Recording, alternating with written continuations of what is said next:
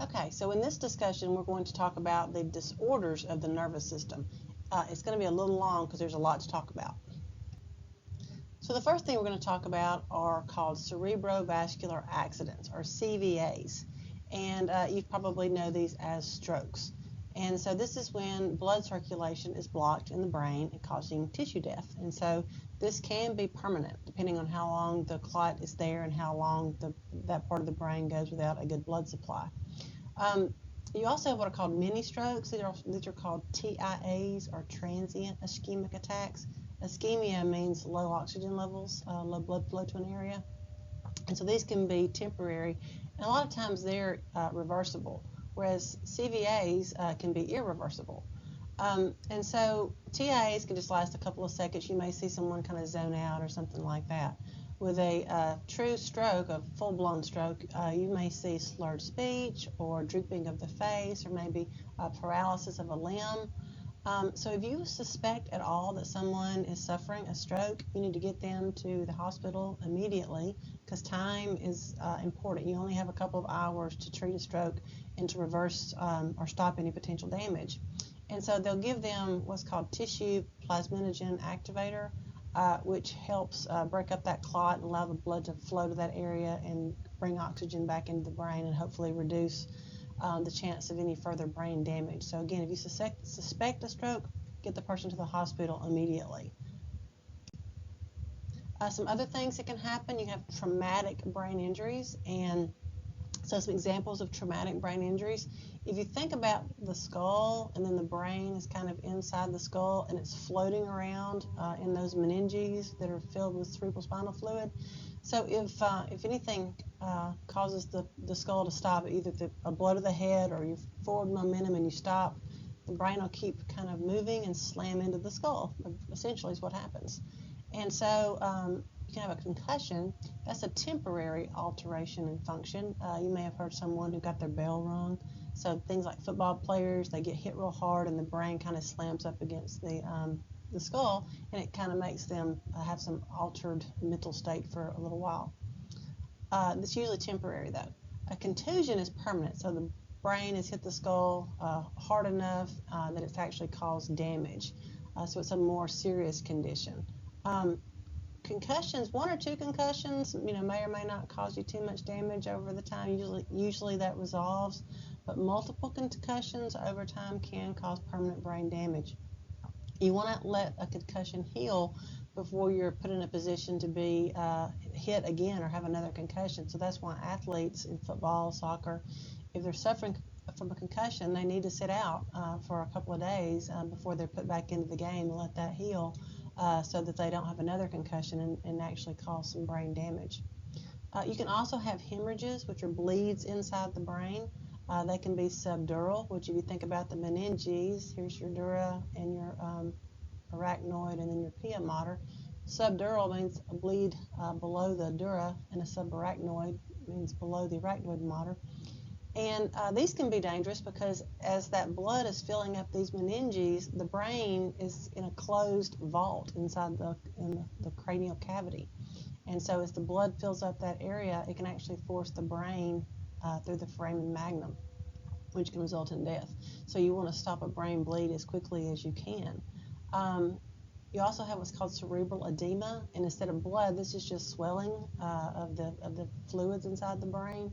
So if you imagine if you've ever maybe bumped your arm and you didn't have a bruise, but you had swelling, so just the fluid, but that's not blood. And so cerebral edema can also be deadly because, again, it can cause swelling inside the cranial vault and push your brain through the foramen magnum. So you want to stop the hemorrhage and stop the swelling. Sometimes they'll need to put in a shunt or open up the skull and allow the brain to swell outward so the brain can swell and move out of the skull this way instead of going down into the foramen magnum, resulting in death. And this is just a picture of a subdural hematoma. You can see it's basically a big gelatinous blood clot over the brain. What you're seeing here is where they've actually taken the dura and pulled it away so that you can see the blood clot.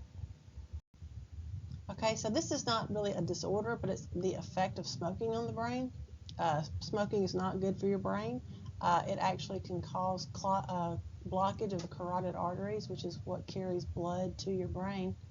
And if you block that flow of blood, it can cause you to have a stroke. So smokers have a 1.5 times higher chance of having a stroke than a non-smoker. The smoking can also thicken your blood, which can lead to clotting, which would increase your chance of a stroke. And it can also thin the cerebral cortex, so that outer layer of the cerebrum, it can cause that to thin, and then you can lose some abilities, some cerebral abilities in your brain due to smoking. So if you do smoke, I advise you to stop. It's not good for any part of your body, especially your brain. Some cognitive changes. So when we think about cognition, your ability to function, think, memory, reason, things like that. You have dementia and Alzheimer's. And so dementia is a loss of this cognition. You can't think well, you have problems remembering, problems reasoning. And dementia is so severe that it basically interferes with your daily activities. And this can be a natural progression of becoming older, okay? So a lot of people wind up with some dementia. Alzheimer's is a form of dementia. So just because you have dementia doesn't mean you have Alzheimer's. So dementia is kind of the milder form. Alzheimer's is the more severe form. And it's irreversible, it's progressive, and it destroys your memory and your ability to think, and even the ability to carry out simple tasks. You forget how to hold a fork, forget to feed yourself. I mean, just everything just becomes more and more hard for the person to do because they simply can't remember what to do. Some of the first signs of someone with Alzheimer's is they can't remember where they parked their car. They may leave the stove on, things like that. It's the most common cause of dementia in older people. But it's also the most severe.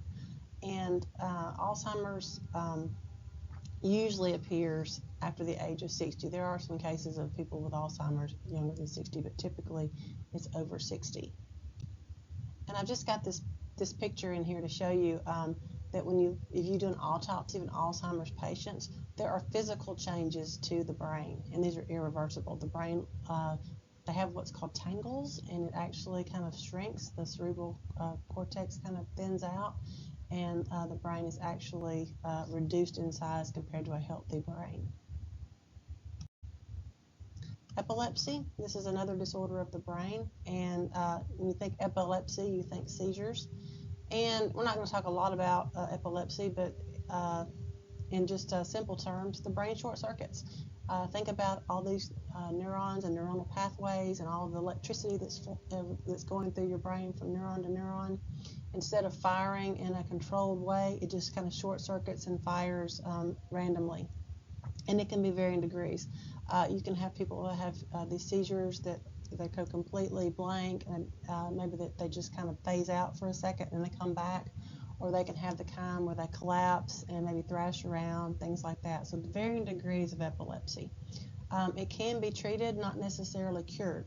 So you treat it with anticonvulsants. And this is just showing what the normal electrical activity of the brain would look like. And then epileptic, you would just see these kind of random short circuit firings inside the brain. So epilepsy is just when the brain short circuits. And there's no known reason, and we're still studying why that happens. And again, there's no true cure for epilepsy. You just have to kind of treat it. Parkinson's. This is something you may have heard. Michael J. Fox and Muhammad Ali both have Parkinson's. It's a neurodegenerative disease, which means the brain, the nervous system's kind of degenerating. And the first thing that you usually notice is kind of a speech, maybe a tremor in their speech. And motor impairment. A lot of times you'll see a palsy, which is kind of a shake. Parkinson's is chronic. That means it lasts, it doesn't go away. So the word acute means something temporary, like a sinus infection would be acute. Something that lasts long term would be chronic. And it's progressive. That means it gets worse. There's no cure. There are some treatments, but there's no cure at this time. It's been shown to be caused by a shortage of dopamine. And there's, a lot of thoughts on why people get Parkinson's, but there has been a strong correlation shown that you may get Parkinson's if you've had multiple concussions. So that's not the only reason, but it does increase your chances of having Parkinson's if you've had multiple concussions.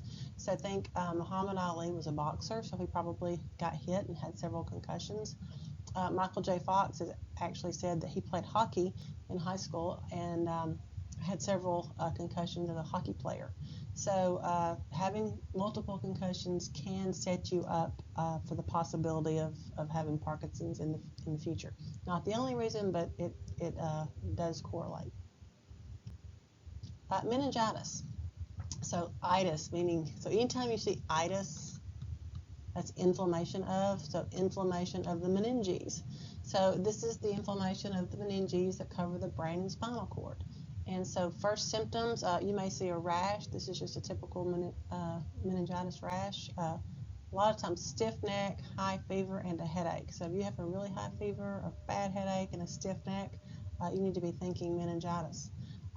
It can be caused either by a virus or a bacteria. Okay, so either a virus or a bacteria. And it actually is better if you get viral meningitis. It's less severe and it actually will clear up without treatment. So typically we think of viruses as being the worst thing you can have. In this case, you would rather get viral meningitis than bacterial meningitis if you could make the choice. Bacterial meningitis can be very severe. It can be fatal.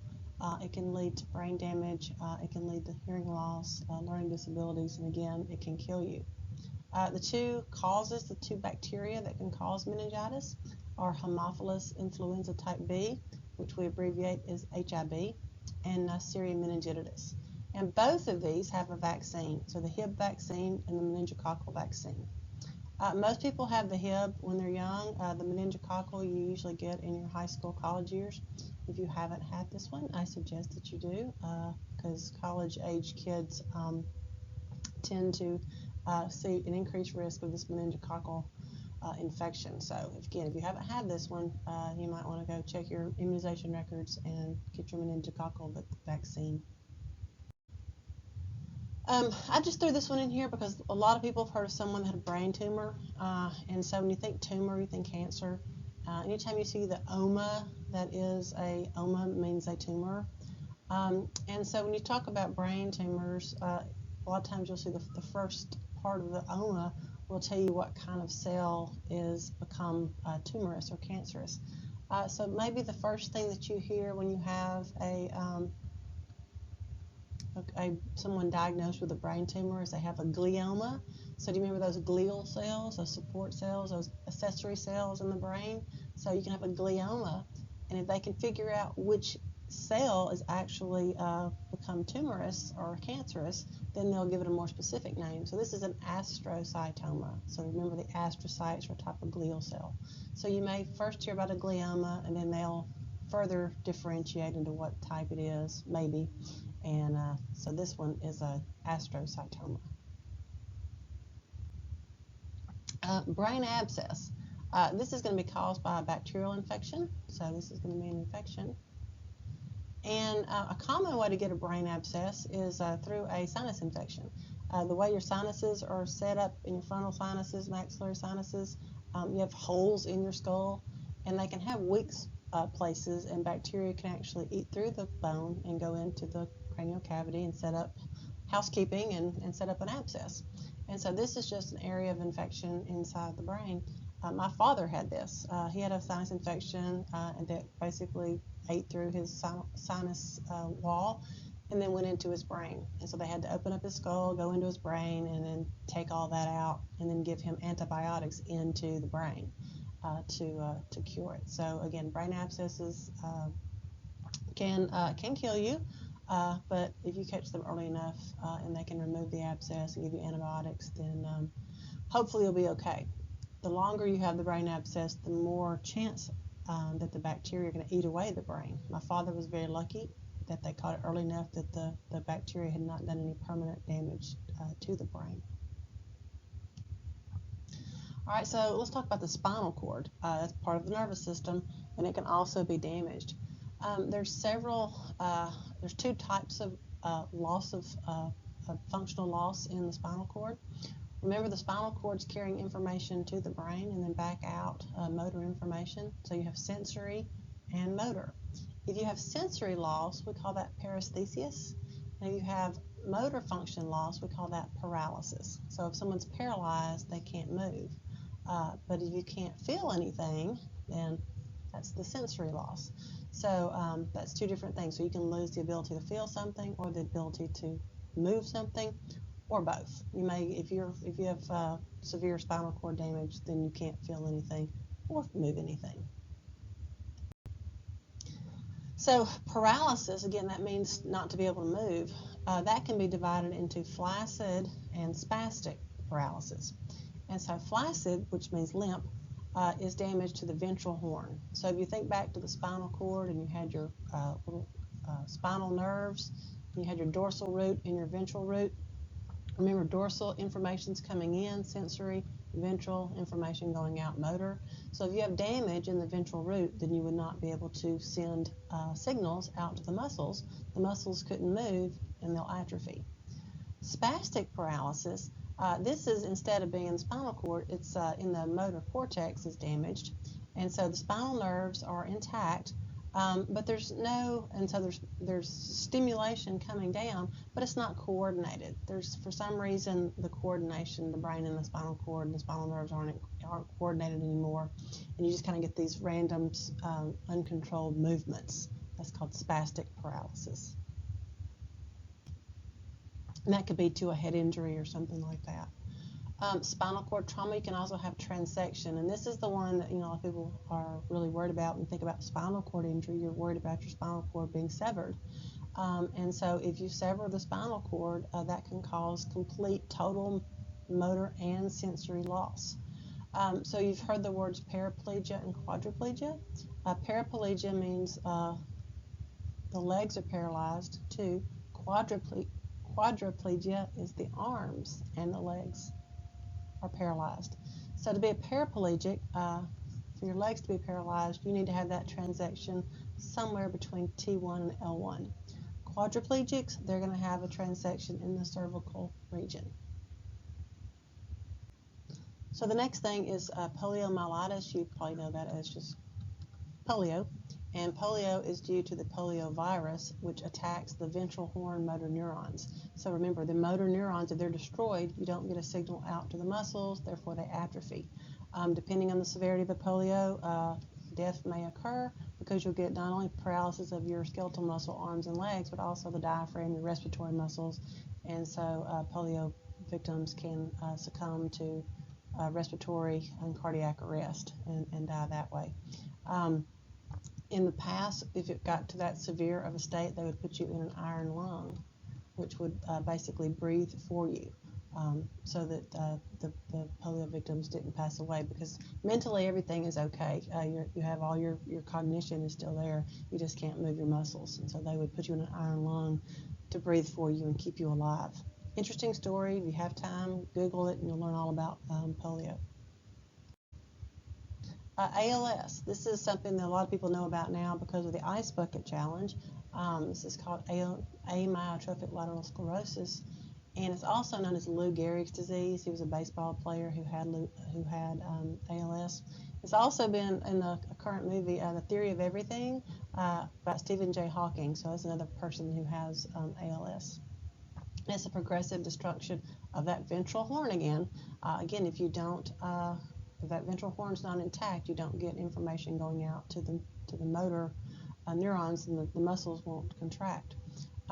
Usually, one of the first things you notice is kind of the ability to speak is affected. You lose that ability, and then swallowing is affected, and then finally breathing.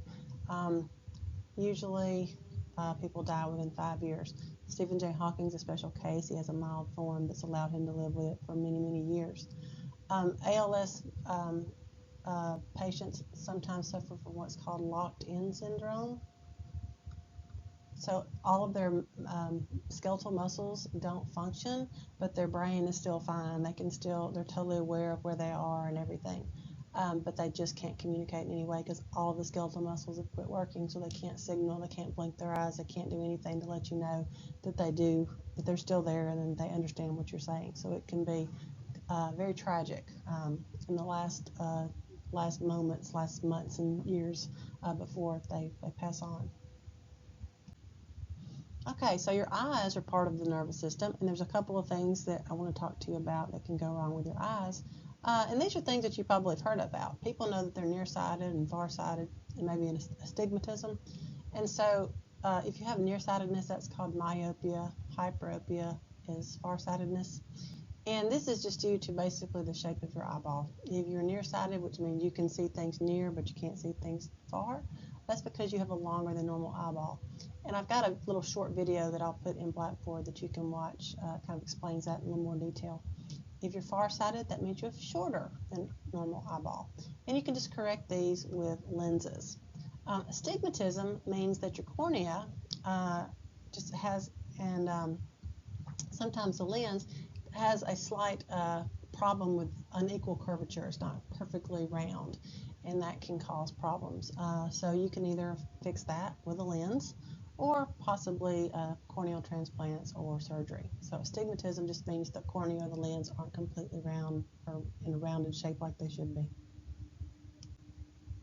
Glaucoma is also a problem of the eye, and these are problems that's usually due to an increase in intraocular pressure. And so you have so much pressure inside the eye, intraocular, that it causes damage to the optic nerve. Of course, if your optic nerve is damaged, then you're going to lose the ability to see. And so this is a picture of someone with glaucoma. The pressure is so high that they kind of get this bloodshot eye appearance. Diabetic retinopathy. This is a common side effect of having diabetes. Diabetes is, maybe you know, means you have high blood sugar, and the longer that goes untreated, the capillaries in your body, little small vessels in your body that carry blood, they become leaky, and they become damaged. And as these blood vessels are damaged in the retina, it basically kind of kills off parts of the retina, so you have gaps in your visual field. Okay, so diabetes can be a cause of blindness. So many people that have untreated diabetes or live with diabetes for a long, long time wind up with some form of blindness due to this diabetic retinopathy. All right, and then last we have cataracts, and cataracts is just a clouding of the eye. Basically the lens becomes cloudy, and this just is a natural occurrence of being older. It's also prevalent in diabetics and smokers.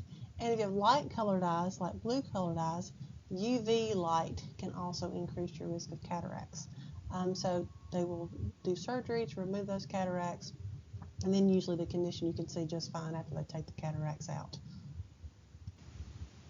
Okay, so some other things that can go wrong with the nervous system. Smell. So remember, smell is one of your special senses. And with smell, sometimes there's actually things that go wrong, and sometimes they're permanent, sometimes they're temporary. And one thing, you probably have already know this, is when you get like a sinus infection or upper respiratory infection and you're stuffed up, you can't smell. So first thing you say, man, I can't smell anything, I'm all stuffed up, because literally all your mucus is filling up your sinuses and kind of filling up the top of your nose, and so you can't get those odorants dissolved and you can't smell anything. So that's common with sinus infections, not to be able to smell. Hormonal disturbances. Women definitely know about this. When you become pregnant, some smells just drive you nuts. I mean, you just can't even stand the smell of it. So hormonal disturbances can change how things smell, make things more pleasant or more noxious to you, depending on what it is. Dental problems. Because taste and smell are closely related. So if you're having problems with your teeth, some kind of dental issue, that can affect your ability to smell. Exposure to chemicals like insecticides or solvents. I know if you're in the lab and we do some of the dissections, the things are preserved in formaldehyde, and so for the first few minutes it's overpowering, and then you can't smell anything after that. So your nose, it's kind of you're kind of nose blind, and we're going to talk about that in just a second. But long-term exposure to things like insecticides and solvents can actually damage the epithelial layers in your nose and cause you to lose the ability to smell. Some medications will affect your ability to smell, like antibiotics, antihistamines can affect your smell ability. Radiation as a treatment for cancer can cause damage to that nasal epithelium and the nerve tissue, and you can lose the ability to smell then. So cancer patients, a lot of times, even they'll lose weight because of the radiation, but also because food just doesn't taste as good because they don't have good smell anymore. So foods are just kind of bland because of the loss of smell. Naturally, you tend to lose the ability to smell. It kind of goes down as you get older. And then things that will affect your mental cognition and nervous system, like Parkinson's and Alzheimer's, can also change your ability to smell. You may not recognize things like you used to. You may smell something and not remember that it was a rose or chocolate or coffee or something like that. Now, when I said this about the certain chemicals and being in the lab with formaldehyde and all of a sudden you become nose blind, there's something called sensory adaptation. Adaptation. I think I spelled that right. Sensory adaptation. And so I'm going to give you kind of a quick way of how that works. Essentially, if you ever walked into a room and like a candle's lit and it just overwhelms you and you can smell it, and then about 5 or 10 minutes later, all of a sudden you're like, is the candle still lit? You don't notice it anymore. Or even for your hearing, you walk in and maybe a light's buzzing and it's driving you crazy, and then maybe 5 or 10 minutes you don't notice it anymore. That's called sensory adaptation. So that the stimulus is still out there, the smell's still out there, the sound's still out there, but you're not reacting to it anymore. So the way I kind of like to think about it is you smell something the first time, and then your brain assesses what it is, go, oh, that's okay, that's pleasant, and then it kind of forgets about it. It starts to ignore that because we've already identified that smell. We don't need to know about it anymore. We're prepared to smell something new. We need to be prepared for smoke or something else that may come our way. So we're kind of ignoring that smell now. We've adapted to it. The same thing with hearing. You may hear a buzzing light, and then all of a sudden you don't hear it anymore. It's because your brain is tuning it out. You're literally just tuning it out, and now you're paying attention to something else. So we have sensory adaptation. We even have it on our touch receptors. Have you ever put on a sweater and it's real itchy, but then a little while later you don't notice it anymore? And this can be a problem for children with autism. Sometimes they don't adapt, so things can be overwhelming to them. A smell it continues to overpower them. A sound will overpower them. The feel of something will overpower them. So that's a common problem with children who have autism, is they can't adapt to some of these sensory overloads that they're getting from their environment. And finally, we're going to talk about imbalances or problems with hearing and equilibrium. There's several reasons you could be deaf. One is called conduction deafness, and if you have conduction deafness, that means that there's a problem. The sound is being blocked. It can't get to the fluids of the internal ear. So if you remember, you have your outside ear, your external ear, and then the sound is going to travel to the membrane, the tympanic membrane. The little ear bones, ossicles are going to vibrate, and then that's going to be carried into the internal ear to the cochlea. And so all of this is going to require the sound to eventually get into the fluids that are inside the cochlea. So anything that stops that sound being able to get there can cause you not to be able to hear. So it can be due to earwax, it can be due to the eardrum being torn. It can even be the ossicles have sclerose. They're stiff. They don't wiggle anymore. They won't oscillate. That's why they're called ossicles when the eardrum is moving. You can also have sensory neural deafness, and this is due to damage to the neural structures. So it can be anything from little hair cells inside the cochlea to the actual vestibular cochlear nerve, or to cells inside the brain. So something of the nervous system is going wrong, the nerve receptors or the nerve itself. So this is going to be the actual anatomy, like the physical deafness, the conduction, the things don't work like they're supposed to, and this would be more like the nervous system problem. The next thing would be tinnitus, and tinnitus is a constant ringing or clicking in the ears. So you just hear this overpowering sound of ringing in your ears, but there's no sound anywhere. You like an imaginary sound almost. And a lot of times this is due to cochlear nerve degeneration. If you have tinnitus, you're going to ask someone, do you hear that? And of course they won't. You're the only person that hears it. It can be due to inflammation of the middle and internal ear. So people that have a middle ear or internal ear infection, they can have tinnitus. It's also a common side effect of aspirin. So people that are on aspirin for maybe a heart attack, a lot of times they'll start to have this tinnitus. And then lastly, it's not a hearing problem, more of an equilibrium problem, Meniere's. And so if you think back to the internal ear, you've got those semicircular canals. And so there's fluid in those semicircular canals. And for some reason, the fluid's not doing what it's supposed to, and it's moving when it shouldn't be moving. And so people have the sensation as that fluid's moving, it's sending signals to your brain, telling your brain that you're moving when you're actually not. So your visual field and your labyrinth are not the same, so it makes you feel kind of nauseated. So that's called vertigo, and you can actually have vomiting. I had a bout of Meniere's one time during my pregnancy, and the treatment for that was to try to reduce some of the fluid off my ears by changing my diet. So they had me reduce my sodium levels because water follows sodium, so I reduced the sodium in my diet to try to reduce the fluid in my body a little bit and to try to drain some of that fluid off the labyrinth. And it actually worked. So I don't know if other people have had that success, but my physician tried that, and for me, using a low sodium diet actually helped me get rid of the Meniere's that I had due to pregnancy.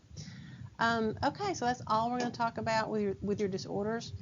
Just be aware there are many, many, many disorders of the nervous system. This is just kind of hitting the high points. Over the last couple of years, students have asked me in class, hey, I knew somebody that had this, or I knew somebody that had that. So I've just kind of put together a PowerPoint of the things that people have commonly asked me, because you guys out there in online land can't ask me these questions, so I'm trying to guess what you may be thinking. So again, this is just an overview of some of the disorders. There'll be a couple of questions on your exam, but they'll be very general, so don't stress out too much about this lecture. I just wanted to expose you to some of the problems that can go wrong with the nervous system. Thank you for your attention.